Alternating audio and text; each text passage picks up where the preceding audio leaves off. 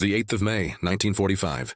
Across the shattered landscape of Europe, an extraordinary silence descends. The guns fall quiet, the engines cease their terrible roar, and in fields from Normandy to the Oder, in forests and along roadsides, beside blown bridges and burned-out villages, stand the relics of Germany's once feared panzer divisions.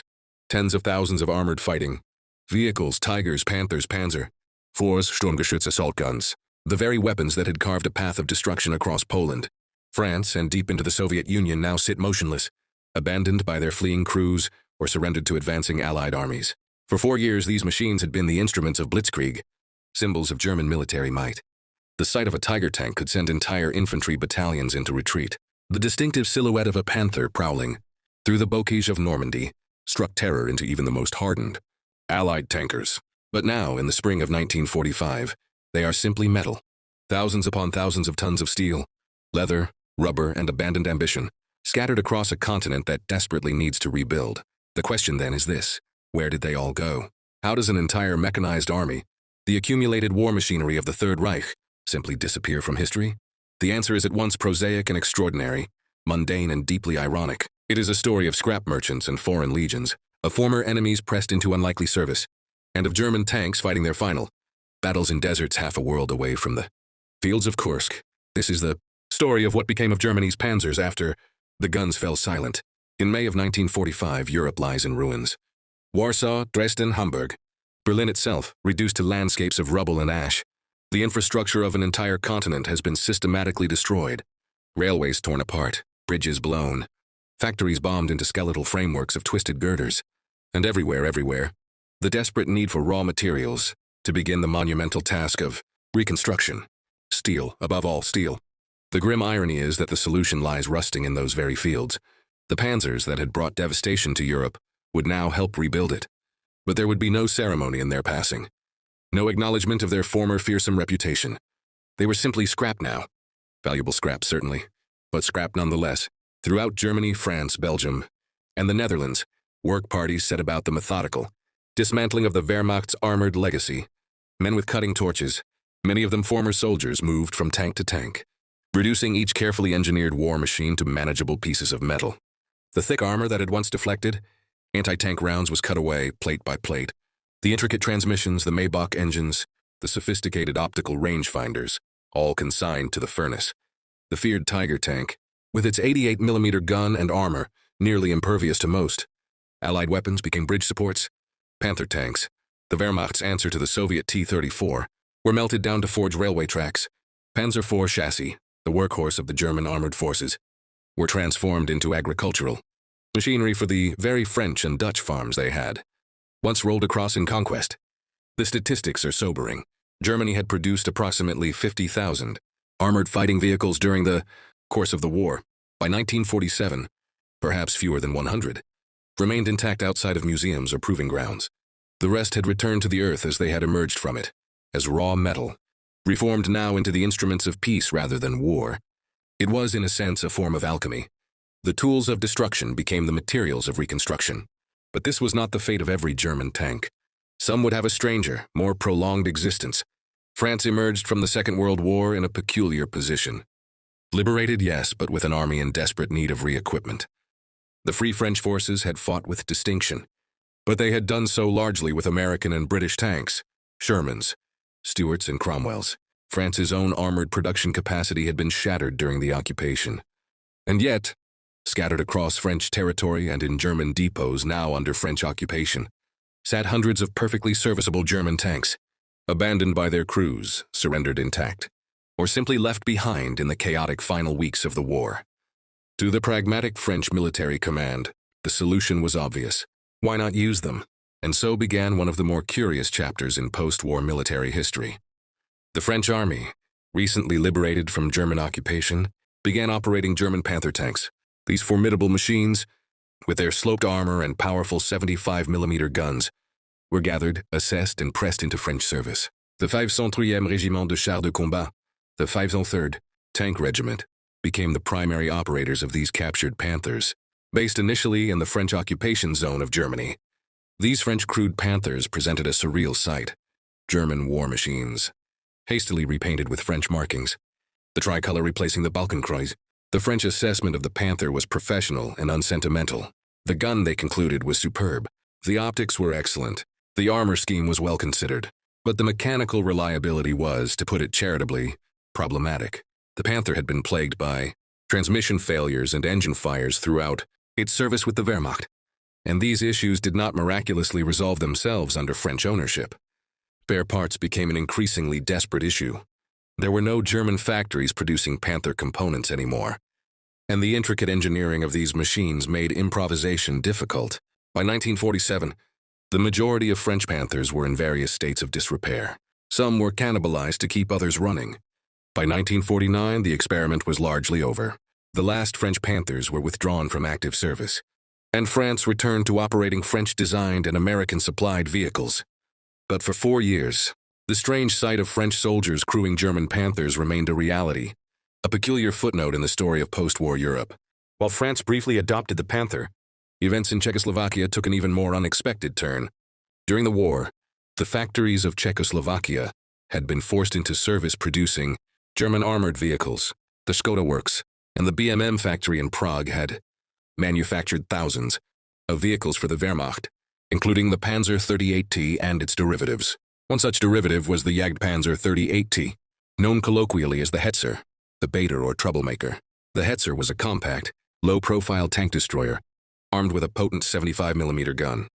Despite its cramped interior and limited traverse, it had proven effective in the defensive battles of the war's final year. More than 2,700 had been produced by war's end, many of them in Czechoslovak factories.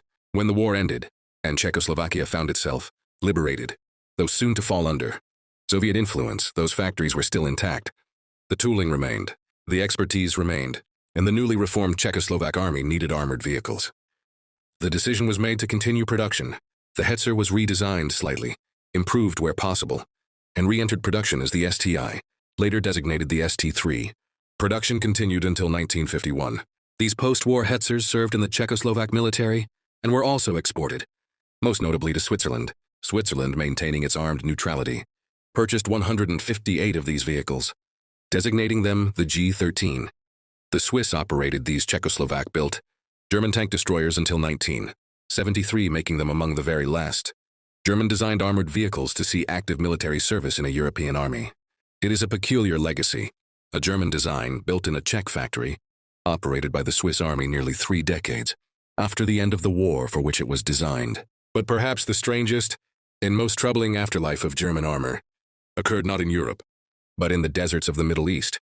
In the years following the war, as European nations disposed of their surplus military equipment, a secondary market emerged, decolonizing nations, newly independent states, and established powers seeking to modernize their armed forces on a budget all sought affordable armored vehicles.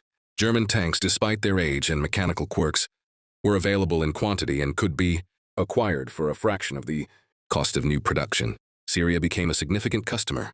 Through various intermediaries and arms dealers, Syria acquired Panzer IV tanks and Sturmgeschütz III assault guns.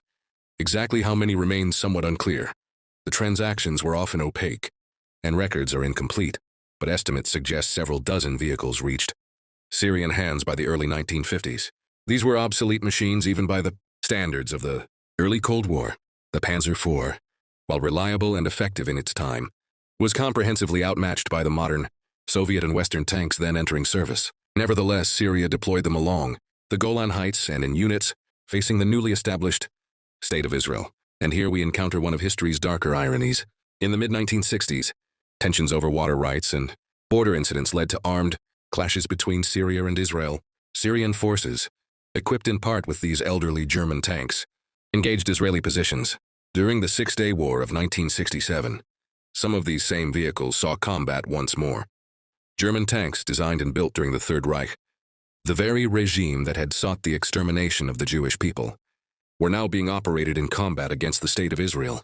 The soldiers of the Israeli Defense Forces, many of them survivors of the Holocaust, or the children of survivors, found themselves facing weapons that bore the lineage of the Wehrmacht.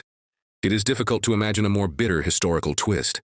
The combat effectiveness of these ancient Panzers in 1967 was negligible. They were utterly outclassed by Israeli Centurions and modified Shermans. Many were destroyed quickly. Others were abandoned by their crews. After the war, The Israeli military recovered several of these vehicles, and at least one Sturmgeschütz III was preserved, a somber reminder of both the Holocaust and the strange paths of history. The last combat use of German Second World War tanks had occurred more than 2 decades after the fall of Berlin, and in a conflict that Hitler's regime could never have imagined. Not all of Germany's tanks were scrapped or sold, however. Some were simply buried. In Bulgaria, during the tense years of the early Cold War, the government constructed a line of fortifications along its border with Greece and Turkey, known as the Krali-Marko Line, named after a medieval Bulgarian king. These defenses were intended to resist any NATO incursion into Bulgarian territory. Among the defensive measures employed was the use of obsolete German tanks as static pillboxes.